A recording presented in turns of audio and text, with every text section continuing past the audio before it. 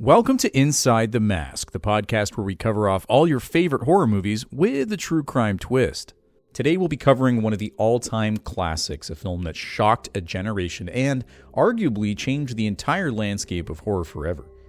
It's the story of a group of friends who, in the midst of an innocent summer road trip, find themselves at the mercy of a crazed, cannibalistic family of killers, and only one of the victims will make it out alive.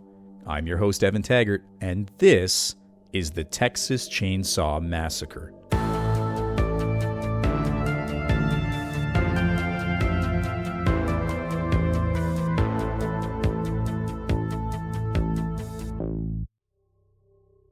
It's a blistering hot summer in August of 1973. During a routine patrol in the small town of Muerto County, Texas, authorities make a disturbing discovery in the local cemetery. A badly decomposed body has been crudely fastened to one of the larger monuments in some kind of a bizarre totem-like display. And nearby, a second decomposing corpse is found in a ditch on the outskirts of the cemetery, seemingly abandoned. The discovery of these bodies spurs further police investigation where authorities, led by Sheriff Jesus Maldonado, find up to a dozen graves or crypts have been disturbed, likely over a longer period of time and gone undiscovered. In some cases, entire corpses are missing, while in others, and possibly more disturbing, only pieces of the body have been removed, such as the head or hands, or sometimes the feet, leaving the rest of the cadaver intact. It doesn't take long for word to spread, and in what is likely an attempt to quell the fears of local residents, Sheriff Maldonado insists that there's a strong lead pointing to a string of jewelry theft outside of the state, a claim which would later prove to be completely false. After a local radio station broadcasts news of the events, people begin to show up to the cemetery in droves. They're desperate for answers if their departed loved ones were impacted by the macabre vandalism that took place. Two of these such individuals are siblings Sally Hardesty and her wheelchair-bound brother Franklin, who, in the morning hours of August 18, 1973, set out to the Muerto County Cemetery to check on the gravesite of their grandfather. They're joined on this road trip by a few of their friends. There's Jerry, who's offered to drive their van for the journey, and dating couple Pam and Kirk in a show of support. Now, the trip to the cemetery would be a small stop in their story, since it doesn't take long for Sally to discover that their grandfather's grave has, thankfully not been disturbed. But it's the incident that would follow that altered the course of their lives forever. And it all starts with a decision made with the best of intentions. The decision to pick up a traveling hitchhiker from the side of the road. Now, it's important to remember that this was the 1970s, and hitchhiking was considered to be a safe and inexpensive way to get around, so it wouldn't be out of character for the would-be victims to pick up this stranger on the side of the road. It doesn't take them long, however, to realize that this person might not be of sound mind. He's carrying a pouch around his neck made of animal fur. He's telling rambling stories of how to effectively slaughter animals and the process of boiling down the unused parts into something he called head cheese. Even worse, the group is shocked when, seemingly out of nowhere, this hitchhiker asks to borrow Franklin's pocket knife and proceeds to slice open his own hand. Now, at this point, tensions are obviously high, but the group doesn't want to further agitate the hitchhiker in case he does something even more extreme. They decline a few of his numerous invitations back to his house nearby, but when Franklin refuses to purchase one of his Polaroid pictures, the hitchhiker becomes even more agitated. He lights the picture on fire, and in the ensuing chaos, he attacks Franklin with a straight razor that he'd hidden on his person. Thankfully, the travelers manage to subdue the crazed hitchhiker by removing him from the van and speeding away down the road, leaving the deranged man to chase after them, but not before he's able to smear his blood all over the side of the van. Now, some experts believe that this may have been an attempt to mark the victims so that they would be more easily recognized as targets by the other members of the Sawyer family, while others argue it was probably just a random act of frustration. Either way, at this point, the group is understandably shaken up. Sally's able to stop the bleeding on Franklin's wound, which is a single laceration on the forearm, but they want to put as much distance as humanly possible from this hitchhiker. There's just one small problem. Jerry realizes that they're almost out of gas, so they make a stop at the closest spot along the interstate, the W.E. Slaughter gas station and barbecue, the now famous location that would become the secondary crime scene in the Texas Chainsaw murders. Now, in what's no doubt considered by many to be an absolute domino effect of bad luck, the owner of this establishment, a man who's gone by many aliases over the years, including the Old Man and, more prominently, the Cook, tells Jerry and the group that he is currently completely dry for gasoline. He doesn't expect the tanker to arrive till at best later that evening, and at worst, the following morning. So knowing that they're stuck for the time being, Franklin suggests the group ventures back down the interstate, just a short ways to the childhood home, where both he and Sally were raised by their grandparents. There, they can wait it out and maybe even visit the watering hole on the property to get away from the Texas summer heat. So in spite of the old man's objections to this, including an offer to host the group for barbecue, the gang heads out to the Hardesty home to kill some time and hopefully cool off with a swim. After spending some time exploring the house, both Pam and Kirk decide it's finally time to head to the waterhole. It's supposed to be close by, according to Franklin, so in theory, they shouldn't have been gone for too long. Now, what they don't know at this time is that the watering hole has completely dried up over the years.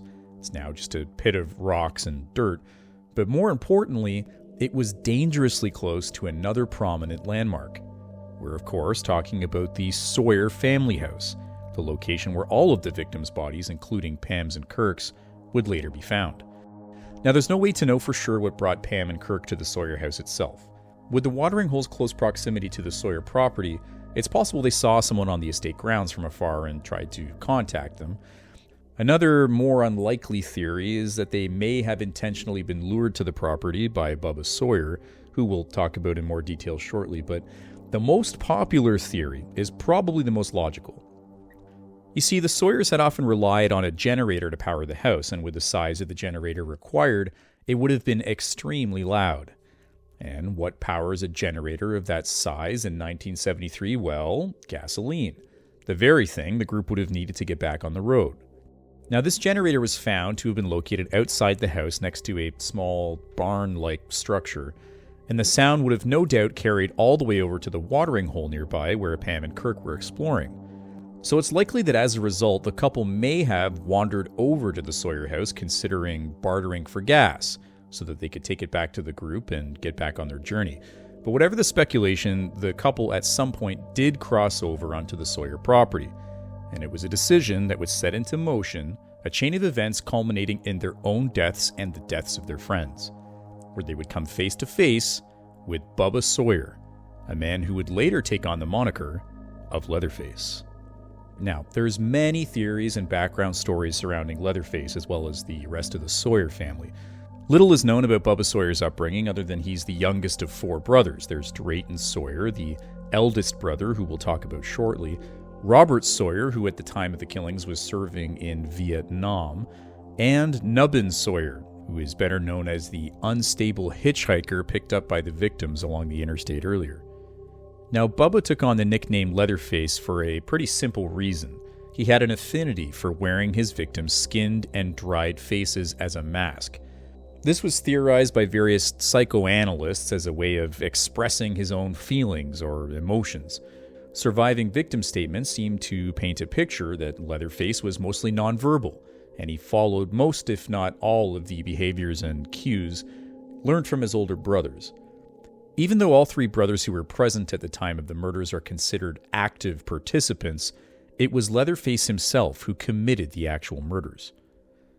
Based on autopsy reports and time of death notices, we can assume that Kirk enters the house first, and it was most likely alone, as experts agree he was the first victim to be killed.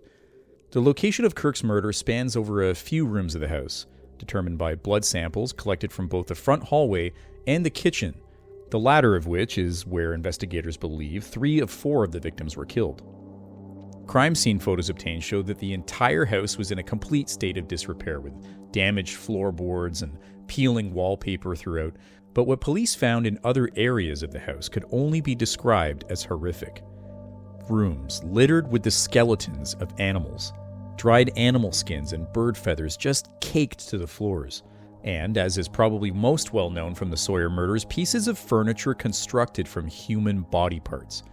There's couches fastened with severed arms and skeletal bones, lampshades made from human skin, all similarly constructed to the corpse monument discovered in the Muerto County Cemetery. Now, going back to Kirk's murder, though his body would be discovered in numerous pieces, it was determined through examination of his skull that the actual cause of death was blunt force trauma to the head, likely from a sledgehammer or a meat tenderizer, similar to what might be used in a slaughterhouse. It's believed that Kirk was first bludgeoned and killed in the front hallway and then subsequently dragged into the kitchen for the sole purpose of dismemberment. Copious amounts of blood matching Kirk's were found on a large butcher's block in the middle of the room, as well as various hair and tissue samples recovered from the floors and various steel buckets placed around the space. Pam's body would ultimately be found in a freezer in the kitchen, likely stored for future cannibalistic consumption by the Sawyer family, and to prevent, spoilage and decay to her body. The cause of Pam's death is ultimately unclear. It's often theorized to be acute asphyxiation from being kept in the freezer likely for so long, but a specific injury to her back and damage to her spine, combined with the crime scene photos in the kitchen, proved that events leading to her death were truly unsettling. Pam suffered a single large puncture wound in the center of her back, and while her blood was not found to be present on the butcher's block, it was found somewhere else. A meat hook hung from a man-made gallows of sorts and placed directly across from the butcher's block.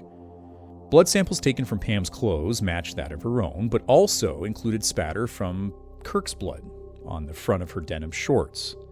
Because of this, investigators assumed that Pam was perhaps alive during the dismemberment of Kirk's body by Leatherface, and that it's also quite possible that she witnessed the entire scene. Now, at this point back at the Hardesty house, the rest of the group has been waiting, and they're starting to get a little bit antsy. Kirk and Pam have been gone for some time, and now the sun is starting to set, and before long, they might just be stuck spending the night there. So Jerry insists that he's going to go venture off and see if he can find the missing couple.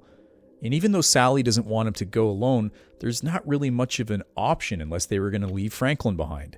Traversing through the woods in his wheelchair would probably be near impossible.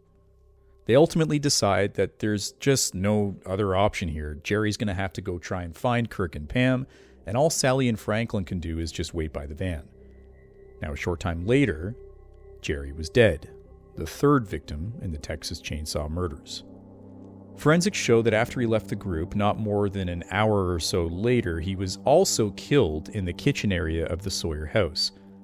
Though his body was not actually found, police did recover Jerry's prescription eyeglasses from the premises.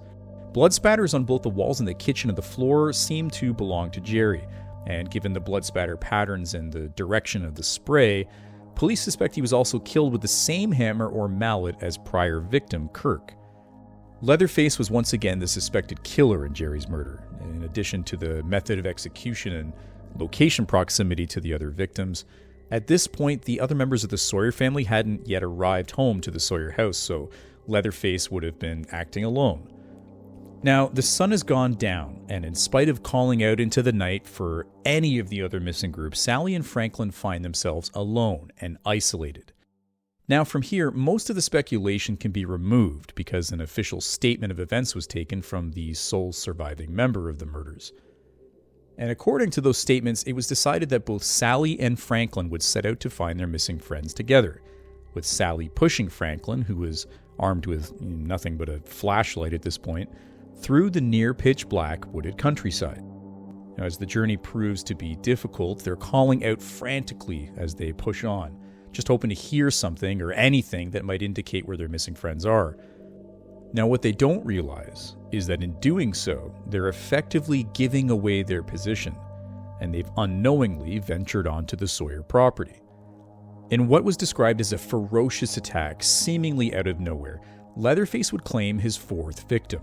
Franklin, remarking that he had heard something out in the woods, is immediately set upon by the masked killer, suddenly emerging from the bushes and brandishing his now famous chainsaw. Franklin is ultimately killed after a brutal attack with the chainsaw, suffering from a combined total of 5 slashes or lacerations to the torso, before likely succumbing to shock and soon after extreme blood loss. Now, completely understandably, Sally is sent into just a frenzy at the sight of her only brother being horrifically murdered in front of her. So she takes off into the woods, screaming maniacally into the night, and Leatherface is chasing close behind. She recalls hearing the roar of the chainsaw growing closer and closer, with her psychotic pursuer just not letting up in his pursuit to kill. The chase would ultimately find Sally back at the Sawyer house, where she locks the front door and immediately heads upstairs. Now, if we pause for a second, it's important to note here that from Sally's perspective, she was just attacked out in the middle of the woods. She has no idea at this point that this house belongs to the Sawyer family, nor would she really have any idea that her friends had been murdered here. From Sally's perspective, she might have just found a safe haven to escape this person that's chasing her. Now, her comfort would be short-lived as she stumbles into a room where the Sawyer family kept not only the corpse of their departed grandmother, who was propped up in a chair and fully clothed, but also the oldest member of the Sawyer family himself, who is appropriately dubbed Grandpa. At this point, Sally realizes she's in even worse trouble than before. This house is definitely not the safe haven she was hoping for, and no sooner does she realize this than Leatherface has successfully sawed down the door downstairs, and he wastes no time heading straight up for Sally. Seeing no other escape, she brazenly leaps from the second-floor window, incredibly surviving not only the abrasions from broken glass shards, but also the fall to the lawn below, where she narrowly misses the porch. She immediately sets off back into the woods, hoping to escape and to find help somewhere out there, but Leatherface is close behind. Now Sally is running for her life. Her adrenaline is pumping. Her survival instinct is in full swing. But she's injured. She's bleeding. Her body is fighting her with every single step, and, ever closer, the sound of the roaring chainsaw is just behind her. And what Sally would later describe as a moment of sheer hope, she sees something up ahead, and it looks like some kind of light. As she draws closer, she recognizes it.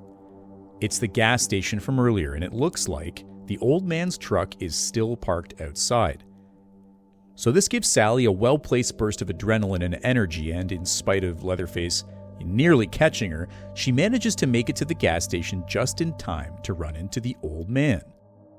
As she frantically tries to explain what's happened, it seems like Leatherface might have abandoned the chase after all, maybe because he doesn't want to get caught. However, the truth reveals itself soon enough, and despite the old man offering his support and his comfort, it doesn't take long for his true colors to show through. In reality, this old man, or cook, is Drayton Sawyer, the eldest of the Sawyer brothers, and he's not about to let Sally escape. Using what was found to be a broken broom handle, Drayton is able to subdue Sally by knocking her near unconscious, where he then binds her with rope and shortly after, loads her into the passenger seat of his pickup truck and closes up the gas station for the night. This was probably done to avoid any further visitors and undue attention. Statements later taken by police would show that in spite of being blindfolded with a burlap sack, Sally was still able to recall most of the journey back to the Sawyer house. She reported being physically and verbally accosted by the cook, and at some point in the drive, they came to an abrupt stop, where the cook got out of the vehicle to interact with someone on the road. Now, this mystery person was, in reality, Nubbin Sawyer, the hitchhiker that had been making his way from the highway all the way back to the Sawyer house on foot. Interestingly as well, according to Sally's recount of events and overheard conversations, it was confirmed that Drayton Sawyer implicated Nubbin Sawyer in the nearby grave robberies, even as far as chastising him and seemingly physically beating Nubbins as repercussion for doing so. Drayton clearly preferred the Sawyer family to keep a low profile so as to not attract any undue attention. Now, following the altercation outside, Sally finds herself being dragged into the house. She's kicking and she's screaming, but there's no help coming for her. She has her blindfold removed and finds that she's seated in a dining room with a sprawling dinner table laid out in front of her. Now, what follows for Sally is nearly unspeakable. In addition to surviving hours of torture and abuse at the hands of the Sawyer brothers, she can only look on in horror as the corpse of Grandpa, still secured in his rocking chair, is carried into the room. And even more shocking, it seems that he's still alive. Sally is held at knife point by Nubbins, screaming in sheer terror, as Leatherface slices her finger open and, disturbingly, begins to feed her blood to Grandpa. At this point, Sally completely loses all consciousness and blacks out. Now, experts differ on opinions regarding the rest of the events at the Sawyer house, because Sally would no doubt be in a state of extremely heightened stress and potential temporary psychosis. From her accounts, she wakes up bound at a dinner table seated across from the Sawyer brothers, as well as Grandpa.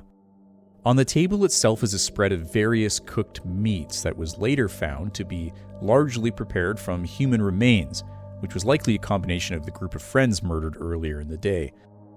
Interestingly, Sally recalls some infighting within the family, and this was particularly between Drayton and Nubbins, and they seemed to disagree on their individual contributions to the family. In spite of this, though, their mental torture continues, which culminates in Nubbins suggesting they try something new tonight, and let Grandpa have a turn with killing. Sally is unbound and laid out in front of Grandpa as the Sawyer brothers attempt to give him a sledgehammer to be used in the killing, possibly the same hammer that Leatherface would have used earlier, and a steel bucket is positioned to catch any of Sally's blood that might drip out onto the floor. After numerous failed attempts, Sally feels the hammer strike her in the back of the skull, and she begins to bleed profusely from her head. However, while the blow was strong enough to break her skin, it proved too weak to actually knock her unconscious, and in the ensuing chaos, Sally does something completely unthinkable. She manages to break free of her captors. She once again escapes by leaping out an adjacent window, suffering again from numerous lacerations from glass and now broken pieces of wood. The sun outside is now rising, indicating that she's been locked in with the Sawyer family for a good portion of the night. However, her adrenaline is pumping, and up ahead she sees something familiar. It's the interstate, and it's only a short run away. There's just one major problem. Nubbins and Leatherface have now emerged from the house, and both killers waste no time chasing her down.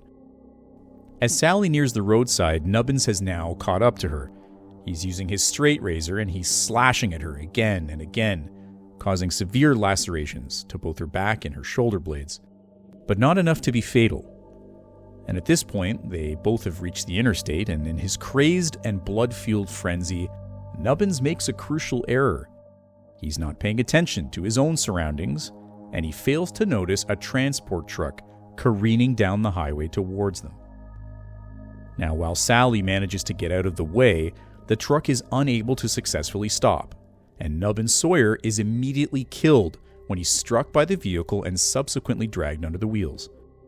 Now, the driver has come to a complete stop at this point, and in spite of Sally's manic pleas to help her, you gotta think, this person has no idea what's going on. A moment ago, he was just minding his own business and driving along the interstate, and now he's accidentally struck someone with his vehicle and seemingly has this crazed and bloodied woman just screaming in his face. It's fair to assume that anybody would be confused and unsure of what to immediately do.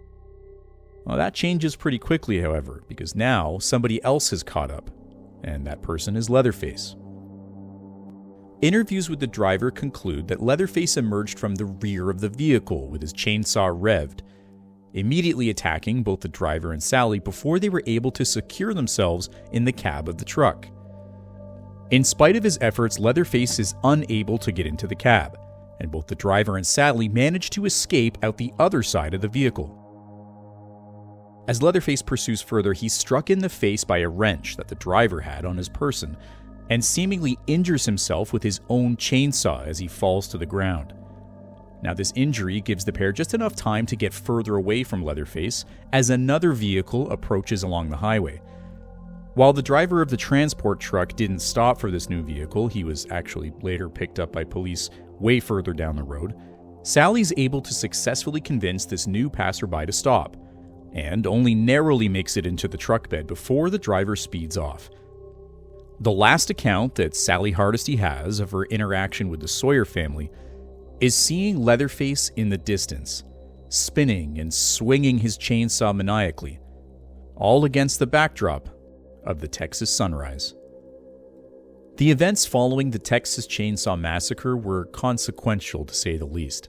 Shortly after giving her statement to police, Sally Hardesty fell into a state of catatonia, and she was admitted to a local psychiatric facility where reports start to kind of conflict a little bit.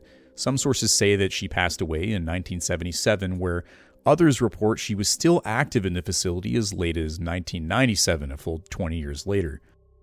Back in Muerto County, Sheriff Maldonado and his law enforcement team set upon the Sawyer house, where they locate the bodies of both Pam and the dismembered body of Kirk, as well as the evidence pointing to the other victims, which included Franklin's wheelchair and the pair of eyeglasses that were regularly worn by Jerry. Now, because of the advanced decomposition and cross-contamination of the crime scene, all the various body parts and skeletal remains that were in the Sawyer house could often not accurately be traced anywhere and were assumed to be a combination of both remains stolen from the Muerto County Cemetery as well as possible other unknown victims of the Sawyer family murders, which could have taken place over numerous amounts of years. As for the Sawyer family themselves, police could not locate any of the family members, nor could they locate the body of Nubbin Sawyer, reportedly killed on the interstate. Now, this led to much speculation surrounding the actual events of the Texas Chainsaw murders, and also the validity of Sally Hardesty's own recollection. Was her retelling of events amplified by her extensive trauma? Or was it possible, as incredible as it seemed, that her story was completely true? Either way, it was clear that murders had taken place here, and that the possible suspects were still at large. And as such, the case remained open for many years to follow. That wouldn't be the end of the Sawyer story. The murders would pick up again a full 14 years later, with a new group of victims and a new member of the family taking center stage. And we'll cover off that case in our next episode. Thanks for listening to our true crime spin on the Texas Chainsaw Massacre.